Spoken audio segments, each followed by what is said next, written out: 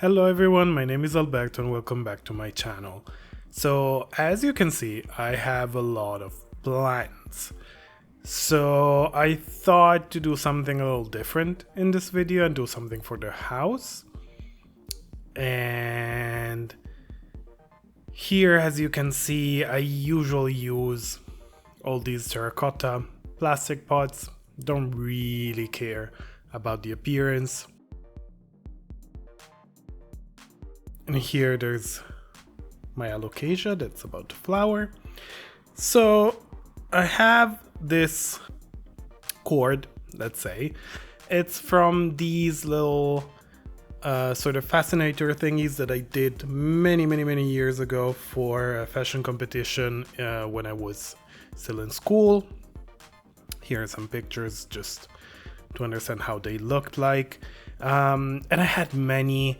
I kept a couple just to remember about them as a memento, but I took the others apart, and I have this big ball of this sort of lycra fiber thingy that's very similar to sort of t-shirt strip yarn.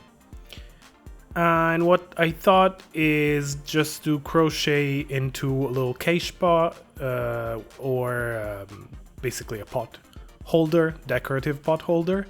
I'm gonna start with a magic loop. So I'm gonna cross the yarn in the front of my hand while it's just two parallel lines in the back.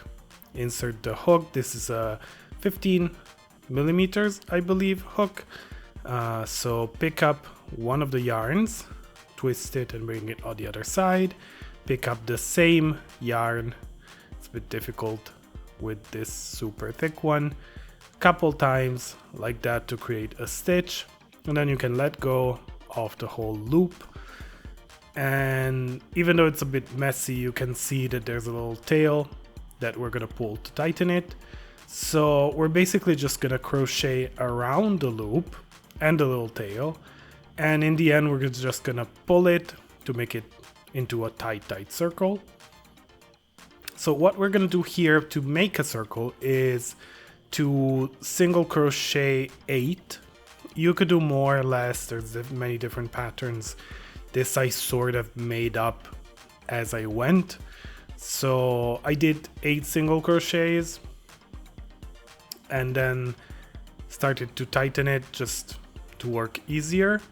And when you're done, you're just gonna tighten the loop, and basically you're gonna join by doing a slip stitch into the first chain you made, and that way you get this nifty little flat circle.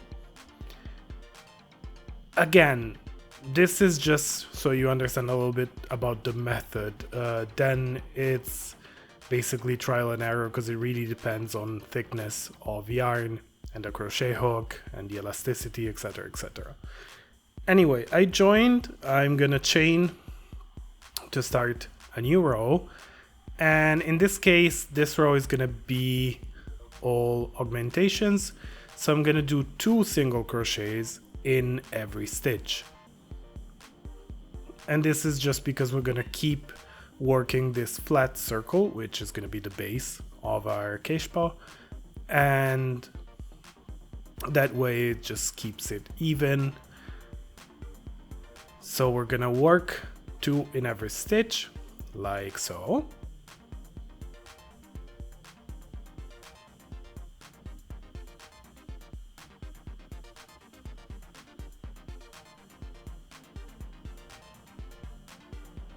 When we get to the end, join with a slip stitch.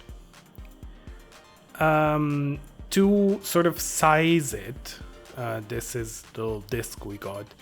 I am going to use a little plate to put under the pot. Forgot the name, but you know what I mean. So as you can see, this is way bigger, so I'll have to do, in my case, a 3rd row. And again, it's going to be all augmentation, so it's going to be 2 in every single stitch. But basically this decides the width of your basket, if you will. So it's really up to you how many you want to do. You can do a different shape like oval if you prefer, just by crocheting a longer chain to start instead of the magic loop, and it's just crocheting around it. But here we have a little disc, as you can see it fits. There's some around it, but we're gonna need that for the walls. And now to start crocheting the straight walls, we're gonna chain, and then we're gonna work one single crochet in every stitch, and that's immediately gonna make it stand up instead of two.